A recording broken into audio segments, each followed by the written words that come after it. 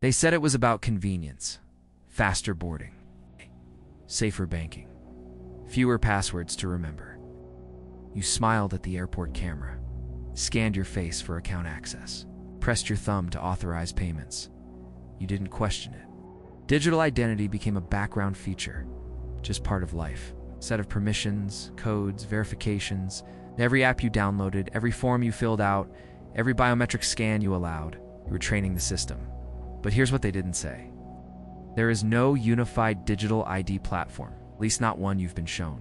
But behind the scenes, buried in shared protocols and international interoperability standards, there's something else forming, something permanent, uneditable, tied to everything you do.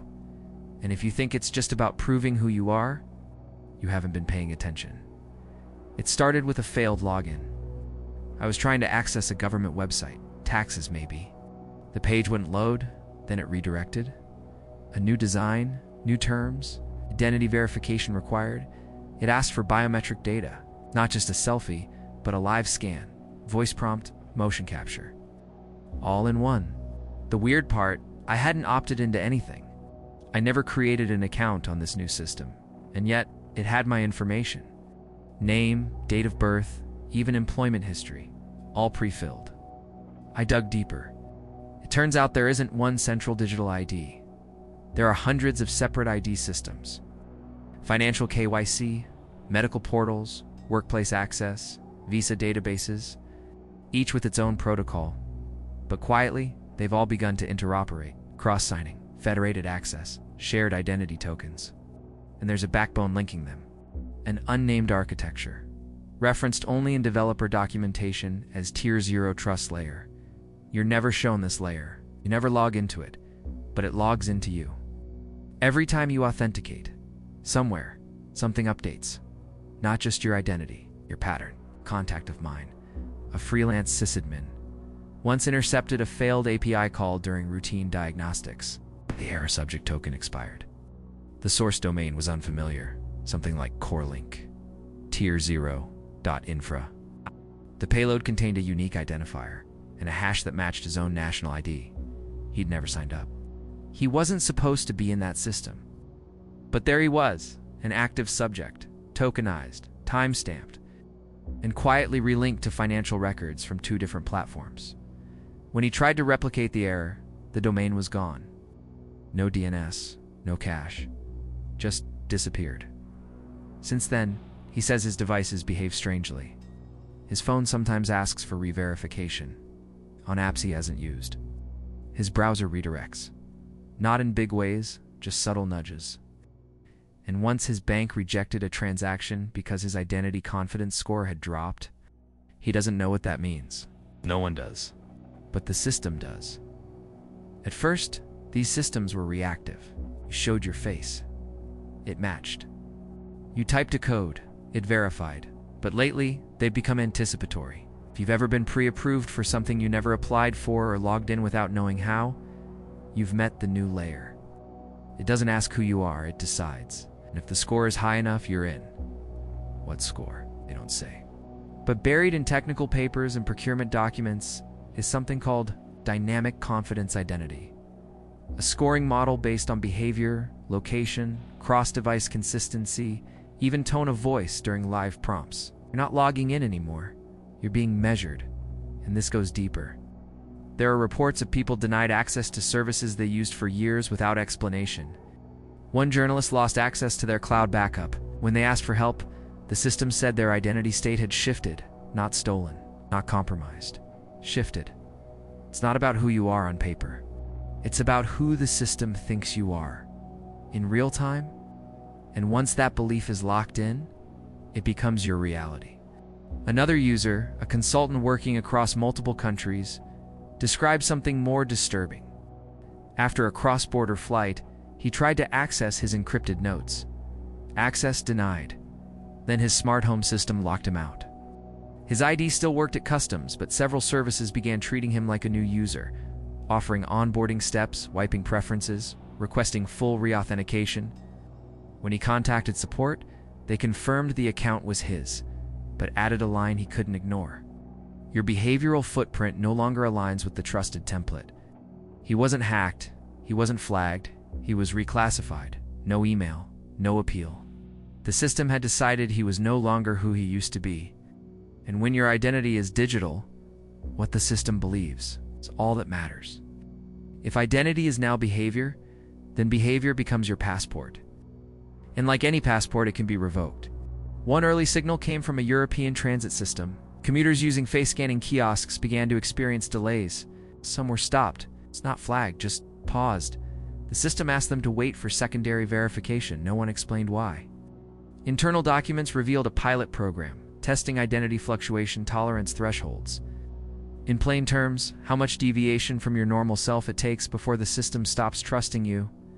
Sleep less than usual, travel unexpectedly, stop using certain apps, you're not violating rules, you're just unstable. And instability lowers your trust score. What's worse, there's no way to see that score.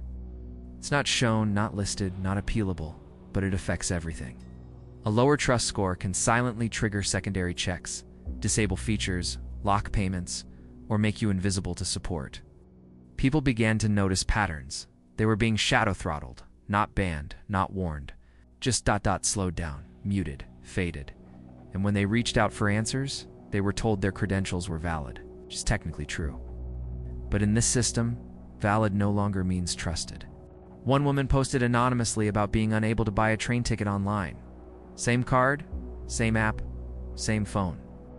But the transaction failed, not due to funds, but an identity confidence timeout. She called support. They said her account was active. But that system's safeguards had temporarily paused elevated access. What elevated access? She wasn't buying a gun. She was booking transit. She tried a rideshare app next.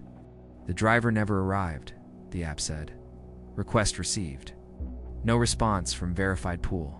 She wasn't banned. She wasn't blocked. She was deprioritized. A digital purgatory.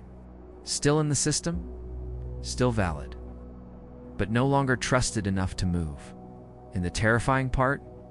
No alert. No email. No push notification. Just quiet, invisible denial. Publicly, the narrative is safety. Digital identity is supposed to protect you from fraud, from impersonation, from bad actors. But privately, it does something else. It defines the limits of your freedom. Multiple privacy researchers have pointed to the same pattern. Once identity becomes behavior, every action becomes data. Every piece of data can be scored. And once it's scored, it can be controlled. The real question isn't how secure the system is. It's who owns the scoring mechanism. Who decides what counts as trustworthy, stable, normal. Some suggest the scoring criteria are derived from hundreds of silent inputs. Who you message, what you read when you sleep, where you walk, how often you pause when typing. It's not about verifying who you are anymore. It's about measuring what kind of person you are, deciding algorithmically if you deserve access.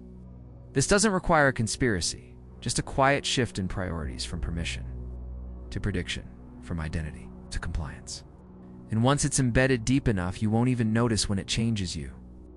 Insiders who've worked on large-scale digital identity integrations mention something called silent thresholds. These aren't hard bans. They're behavior patterns that quietly demote your trust status, switch political affiliation to suddenly start browsing questionable material, use a VPN too often. Each action on its own is benign. Together, they become risk signals. One developer described it like this. The system doesn't punish you, just withdraws trust. And once that trust drops below a hidden line, things stop working. Not obviously, just inconveniently, quietly. It's algorithmic exile.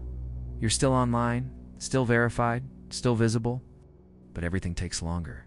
Everything costs more. Everything becomes a little harder, until eventually you stop noticing, start complying.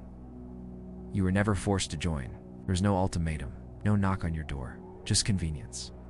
And with each scan, each autofill, each frictionless login, you gave it more. Now opting out isn't a setting, it's an anomaly.